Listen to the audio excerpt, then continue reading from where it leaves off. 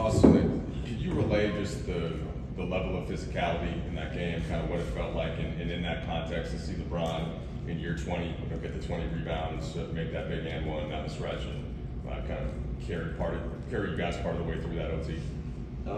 Yeah, I mean, like you said, the game was physical, as they all have been. But you know, the most impressive thing to me is the 45 minutes. At his age, you know, the way he takes care of himself and, you know, puts the work in is a testament to, you know, what he does every night. You know, a lot of people would say he's not supposed to make that shot. We like it. Austin, you and D'Lo always support each other, compliment each other. What can you say about your winning big tonight? A lot. I mean, he came in the fourth and made 2 back-to-back threes, maybe 3. I don't remember. But it was, I think it got to 7. I think it was like 90 when he checked in the game and hit 2 back-to-back threes. So anytime, you know, he has success, anybody has success on the court, I'm happy for him. And everybody in the locker room, the main goal is to win, regardless of, you know, percentage, all that. You know, AD goes 4 for 13. You go see him in the locker room, you'd think he 18 for 25, 40 points, as happy as he is. So it's just a good group of guys that, you know, care about each other. Nikki? Austin, the atmosphere in this building, but also throughout the course of this season, those MVP chants for you at the line have been getting louder and louder. I guess, what does it mean to you to hear that energy and know this fan group supports you so much? I mean, it's love. You know, I've said many times, you know, I'm clearly not in the MVP race, but the way that they support me, the way I believe that they love the way that I play. You know, I'm gonna give it everything I got every night. You know, and like I've said many times, to play for this organization and in front of these fans that, you know, expect this. They expect us to, you know, be in the playoffs and winning games and competing to, you know, go all the way. But you know, just as far as the MVP stuff is special, it's a dream come true. And if you'd have told me that, 2 years ago, I'd have told you you were crazy. Dan? Austin, 2 questions for you. Did you get a chance to see the look on LeBron's face after he had the potential and one when he, in overtime? Did you see the emotion in him? No, he was looking the other way, but I'm sure he was screaming or something. I had to go check it out. He was. And then, can you just talk a little bit about the job you guys did on Jaren and Ja tonight? I mean, those are 2 all-stars for the Grizzlies, and either one of them was able to get in there and kind of real meaningful with it tonight.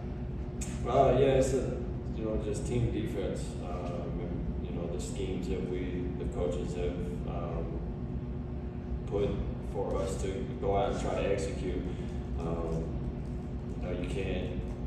Look, in the last game, John has 45, gets in a good rhythm. But I felt like we came out, Bando, to start the game, did really good, you know, kind of making it hard for him. And then AD on the other end with Jaren, just trying to muck it up and do anything you can do to make the game hard for them. Obviously, they're really good players and know how to, you know, fight through that kind of stuff. But as tough as you can make it for them, the better for us. Austin, you're on the cusp of closing out your first playoff series. What have you learned thus far about the playoffs? It's really physical, and just the intensity of the game, the atmosphere is, you know, times 10.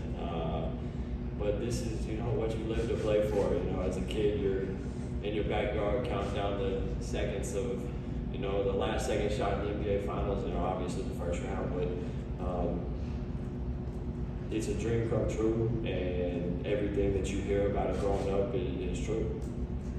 Austin, in the shoot around, you look very relaxed and enjoying the moment. How you prepare for this moment? Before the game? You had something else to say? I don't know. Yeah, before the game, how you prepare mentally for the game? Yeah, I mean, I try to just keep it the same.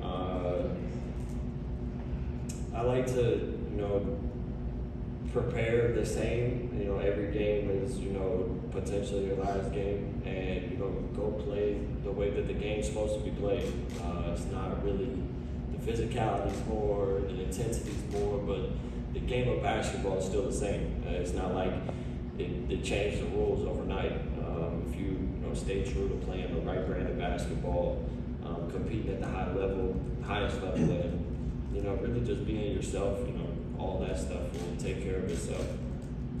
We have time for one more for Austin.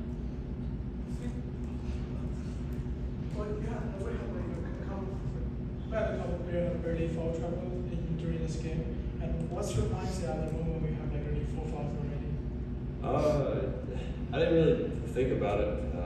When I got the fourth, I was kind of confused on why I was coming out, but then I realized I had 4 fouls. But I just try to stay in the moment of the game.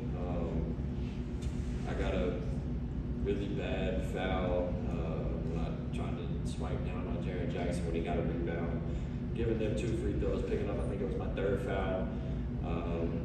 But it's the nature of all sports. You get in foul trouble, stuff happens, and that's why you got teammates to step up in your place. Thanks, Austin.